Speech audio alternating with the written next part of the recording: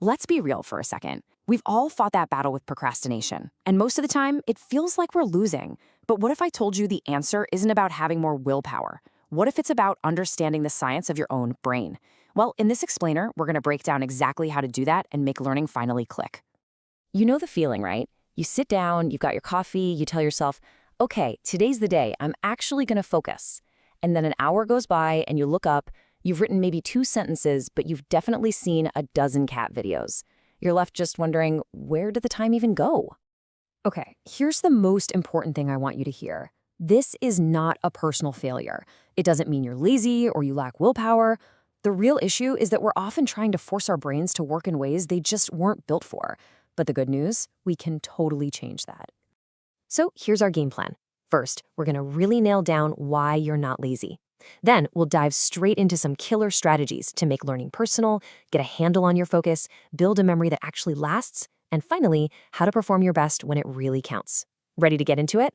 The big idea here is that focus and learning, they're not about just gritting your teeth and pushing through. Nope, they're skills. Skills you can develop by getting to know a few key scientific ideas. It's all about working with your brain's natural flow, not constantly fighting against it. So, where do we start? Well, our first set of tools is all based on one simple truth. Your brain pays a whole lot more attention to stuff that's actually relevant to, well, to you. Imagine this. You're at a super loud, crowded party. The music's thumping, people are talking everywhere. It's all just a wall of noise. But then someone all the way across the room says your name. And boom, you hear it clear as day. That right there is the cocktail party effect. Your brain basically has a VIP list, and your name is always at the top. We can totally use this to our advantage. Just slap a personal tag on any new information. Take a concept like supply and demand. Sounds kind of boring, right? But what about when tickets for your favorite band sell out in like 5 seconds, and suddenly the resale price is totally insane? Now you feel supply and demand. That personal connection makes it unforgettable. Now, this next idea takes that concept even further. Our brains are, let's just say, a little bit selfish.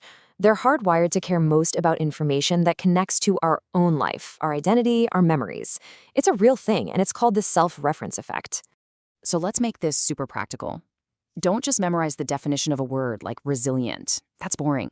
Instead, tie it to who you are. Tell yourself, you know what? I am resilient when I have to deal with a crazy deadline. All of a sudden, that word isn't some abstract idea anymore. It's part of your story, and that makes it almost impossible to forget. All right, let's tackle that feeling of being pulled in a million different directions at once. It's time to talk about how to grab the remote control for your attention. I want you to think of your attention like a single, powerful spotlight on a totally dark stage. It can only shine on one thing at a time, right? Well, when you think you're multitasking, you're not really doing 2 things at once. You're just forcing that spotlight to whip back and forth frantically.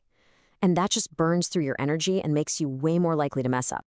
So if our attention is just one spotlight, the hardest part is just getting it pointed in the right direction to begin with. And that is where our next cool principle comes in. It explains why just starting is so powerful. It's called the Zeigarnik effect, and it basically says our brains hate leaving things unfinished. As soon as you start something, your brain creates this little mental itch that just pushes and pushes you to finish. And a perfect way to put this into practice is the Pomodoro technique. It's so simple. You set a timer for 25 minutes, and you give that one single task your entire spotlight. No phone, no other browser tabs, nothing. When the timer goes off, you take a quick 5-minute break. This method is genius because it uses that Zeigarnik effect to get you over the hump of starting and the spotlight principle to keep you locked in. So, we've made learning personal. We've wrestled our focus under control. Now, let's get into how we can actually build our memory so that information sticks around for the long haul. Have you ever pulled an all-nighter for a test, felt like you knew it all, and then a day later, it's all gone? Yeah, that's because our memory needs time to actually build connections. The spacing effect proves that spreading your learning out is way more effective. Think of it like watering a plant. A little bit each day helps it grow strong. If you dump a whole bucket on it at once, most of that water just washes away. So instead of cramming, a schedule that looks something like this is way more powerful. After you learn something new, take a quick look at it the next day, then again in a few days, then maybe a week later, and so on. Every single time you recall that info, you're sending a strong signal to your brain that says, hey, this is important. And that makes the memory pathway stronger and way more durable. You've heard that old saying, a picture is worth 1,000 words, right? Well, dual coding theory is the actual science behind it. Your brain has two different channels for processing information, one for words and one for visuals. When you use both of them at the same time, you're creating two separate memory pathways to the exact same idea, which makes it so much easier to remember later on. I mean, the difference is huge. Trying to memorize the planets just from a list of text, that's tough. But drawing a quick, simple diagram of the solar system, that's way more likely to stick. And hey, it doesn't have to be a work of art. Seriously, even just goofy doodles can activate your brain's visual system and basically double your learning power. All right, for a final strategy, let's talk about the moment of truth. You know, the exam, the big presentation, the job interview. How do you make absolutely sure that all this hard work actually pays off when you're feeling the pressure? Have you ever studied for hours in a comfy chair at a noisy coffee shop, feeling super confident, only to sit down in a dead silent exam room and have your mind go completely blank? That's context-dependent memory. Your brain doesn't just store the facts, it stores the whole environment around the facts, the sounds, the lighting, even how the room feels. When those cues disappear, your brain can have a tough time finding the information. So the solution is actually pretty simple, but it's a total game changer. You need to simulate the environment where you're going to perform. If you're prepping for a test, do some practice runs in a quiet room with just a pen and paper. If it's a presentation, rehearse standing up in an empty office.